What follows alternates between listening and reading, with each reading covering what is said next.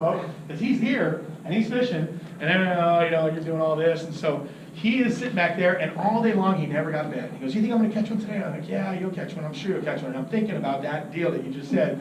So he doesn't have a fish, and it's the second day of the tournament. And I got another like 20 pounds or 22 pounds. I got a lot of weight on beds, but they're thinning out. Everybody. I come around the corner to check my fish, and there's Aaron sitting on one. Dang it! I go over here to this lily pad, this tule pad, and there's Skeet sitting over there. He goes, "I already caught that one." He's down the way. He's like, and so I'm like, oh my gosh, all the bedfish are disappearing, but I got my ace in the hole. I got my spot.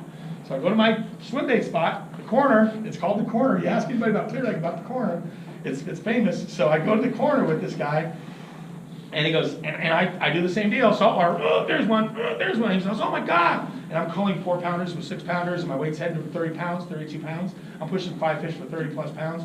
And he says, "Can I borrow one?" And I remember going, this would be the time to do that. And I knew I had some that were lame ducks, like I'm telling you, they ran sideways. So I had a lame duck. I go, well, let's just see if we beat the lame duck, right? So he ties on a lame duck, and I'm not joking. He sat there, and he had no fish for the tournament. The guy had hardly ever caught a fish in his life in a tournament. He was known as a guy with a ton of money, beautiful boat, beautiful truck. Everything was gold. The gold excursions back then with the gold bass boat that was like a 26-foot champion. They were like battleships, cost $100,000 back in the day. But he never really caught anything, and he was the nicest guy in the world.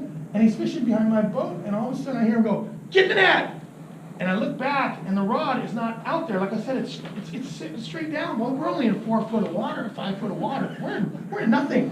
What? He goes, "Get the net! I got one! I got one!" So I look back, and sure enough, it's splashed everywhere. And I'm like, oh my gosh. So I run back and I scoop it up, and he goes, "Oh my gosh, it's a 10!"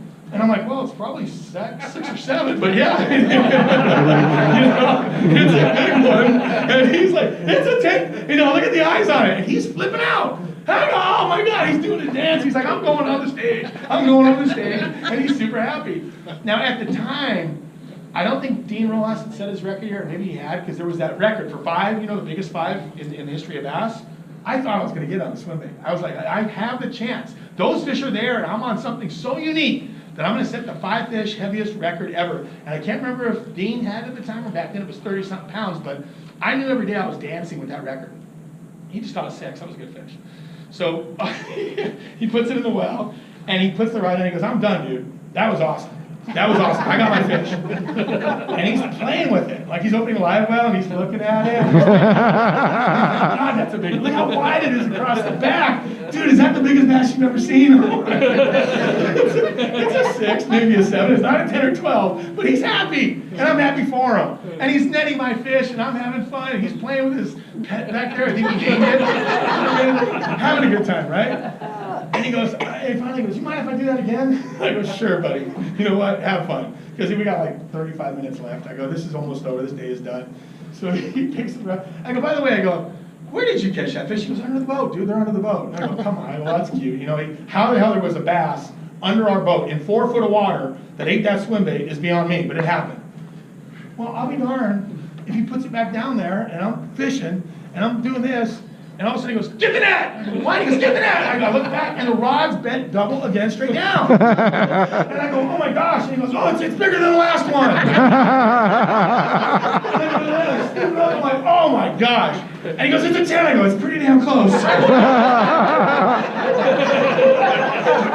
have tears in my eyes. I go, "This son of a gun's got 2 fish for about 16 pounds, right?" He's on track to break the record. My boat with my bait. I'm like, okay, and he's done now. He's like, "Don't you do that again." I won't, I swear. I go, "Where are you catching them?" So now I'm like, to heck with the Rick plug, this, and this, right? I'm like, I don't understand what's going on. Right? Because he's got 2 fish that are the 6 and 7's close to my biggest, down to 10's like, I need one of those. So that was, and I learned something. This is really important. This leads me into the most important thing I teach you about swim baits. And chances are, most likely, first off, back then they had never seen a swim bait. So they were eating them off the hull of the boat. That was cool. But something else was going on that I didn't know back then. And if I teach you one thing today about swim baits, one thing, maybe you've already heard this. When you're reeling it in,